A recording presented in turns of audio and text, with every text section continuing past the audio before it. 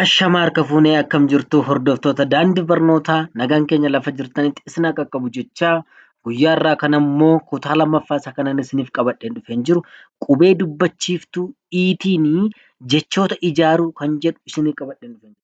Akkuma beektan torban darbe kutaa tokkoffaasaa isiniif jedheera. Har'a immoo kutaa lammaffaasaa isiniif qabadheen jira. Kanaaf na hordofaa. Namoonni karaa waatsaappii, karaa imoo, karaa zuumii, karaa telegiraamii, karaa bootimii namoonni barachuu barbaadan namoonni biyya keessaa biyya alaa teessanii bifa gaariidhaan qubeerraa kaastanii hanga barreessuuf dubbisutti barachuu barbaadan karaa lakkoofsa bilbilaa fuula iskiriinii kanarratti mul'atuun nuuf bilbiluu hin dagatinaa. Duwwaa 949 1958 kanatti nuuf bilbilaan kottaa baradhaa isin jenna. Akkasuma namoonni maatii daandii barnootaa hin taane torban torbeetti barnoota akka gaariitti barachuudhaaf saabskiraayib, sheer, fooloo gochuu hin dagatinaa. Kunooti kii jenna. Kii gaafa jennu kaan qubee dubbifamaadha. Iin qubee dubbachiistuudha. Walitti kii jenna. Maaliif sagalee dheeraadha kun? Sababni sagalee dheerachuusaa qubeen dubbachiistuu gosa tokko lama taate yoo walitti aantee dhufte ni dheerata jechuudha. Kii.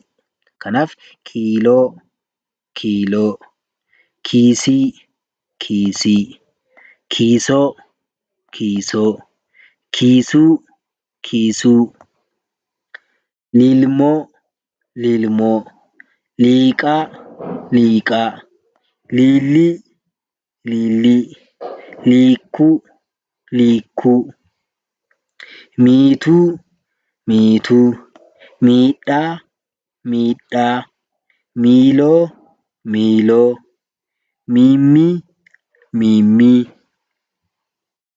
niitii, niitii, niinoo, niinoo, niimaa, niimaa, niibuu, niibuu,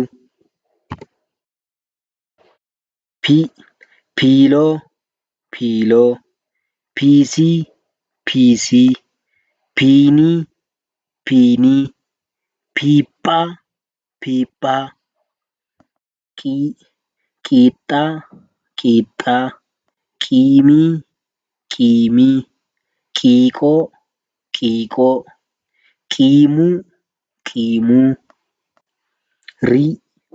riibuu, riibuu, riippii, riippii, riiroo, riiroo, riiboo, riiboo, siisii, siisii, siinaa, siinaa, siimii, siimii, siisuu, siisuu.